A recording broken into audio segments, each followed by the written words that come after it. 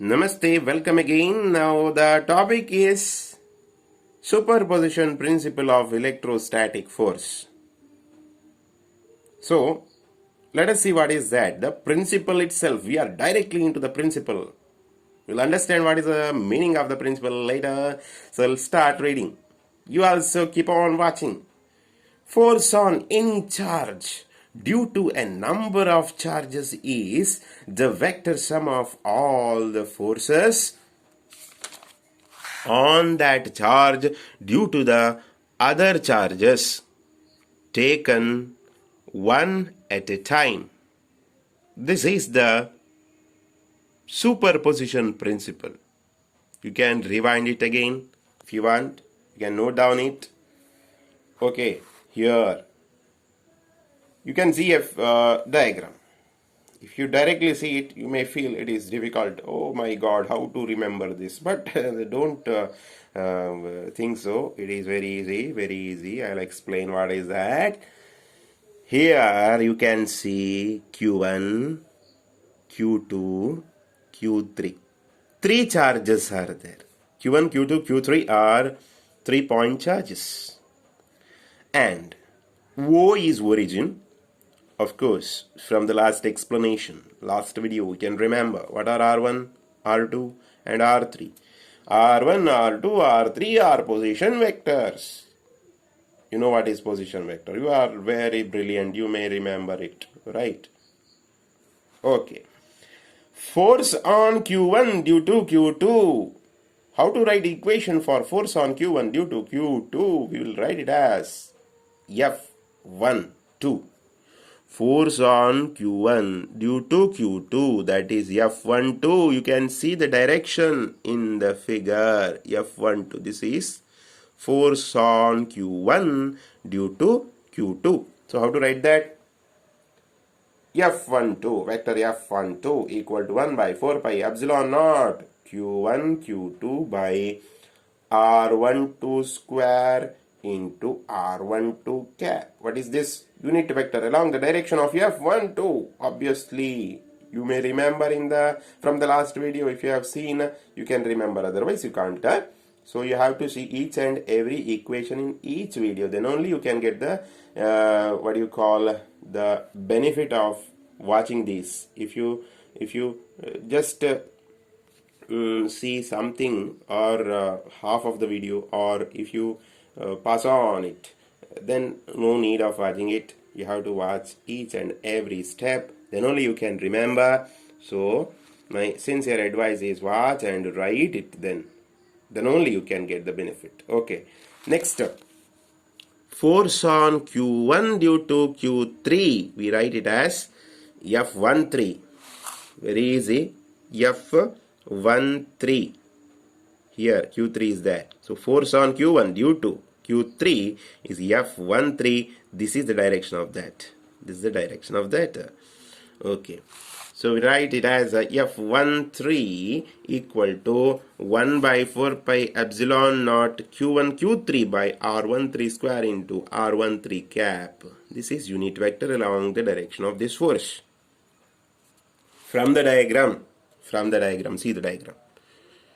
What is given? F1 equal to F12 plus F13. How it is? F12 is this. F13 is this. Two forces, F12 and F13. Tell me, two forces means whether forces are vectors? Yes, forces are vectors. If two vectors originating from same point, what I want is, I want the resultant of them, sum of them. So which law I have to use here? Obviously, you are very brilliant, I know. You know that what we have to use is parallelogram law of vector addition. Parallelogram law of vector addition. So using that, what we get?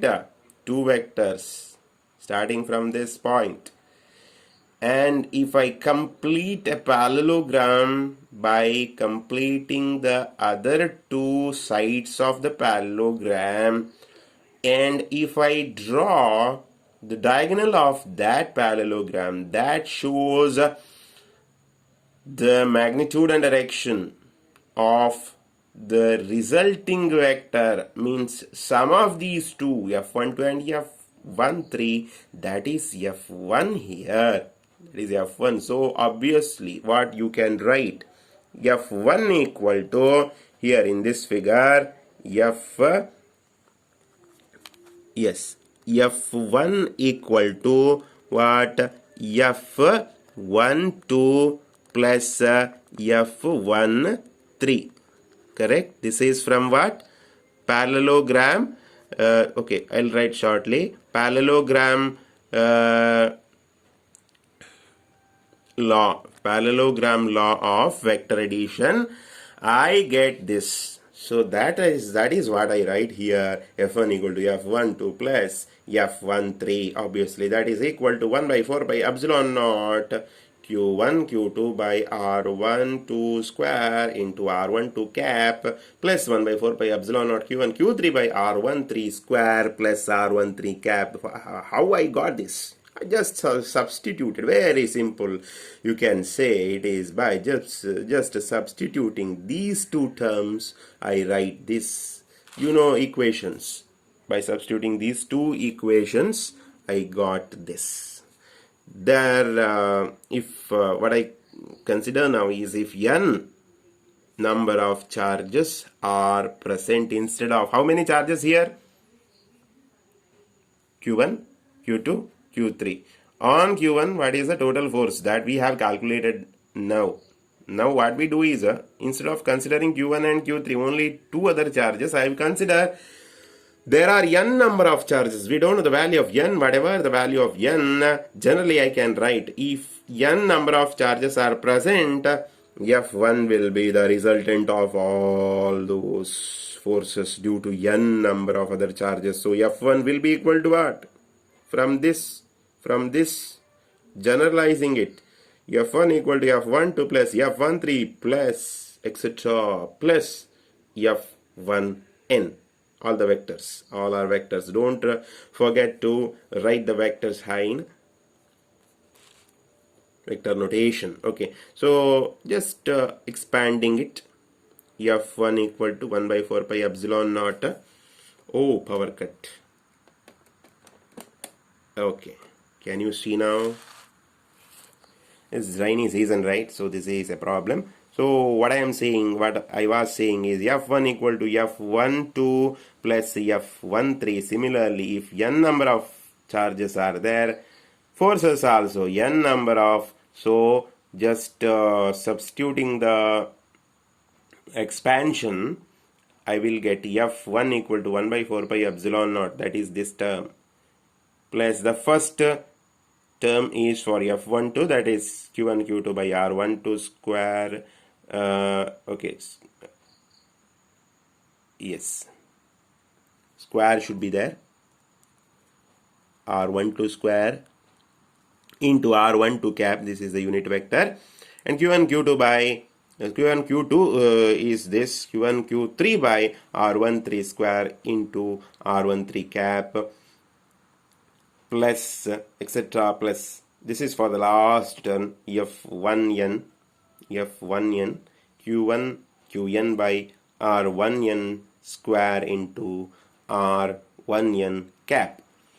Okay, therefore just writing in using summation sign, q1 divided by 4 pi epsilon naught. Why q1 here? You can see inside the bracket in all terms you have q1, here q1, here q1, in the last term also q1, so you can take it outside the bracket. Already there is 4 pi epsilon naught, so q1 by 4 pi epsilon naught into summation of, do you know what is this? Summation of I, a general term I equal to 2 to n qi divided by r1i square into r1i cap. See, this I goes from, value of I goes from 2 to n. 2 to n. First term is 2. See this, q2. Next term is q3. then Q4, last term is this N, Qn. Okay, so if you go on substituting for I, you will get this expansion. Correct? No?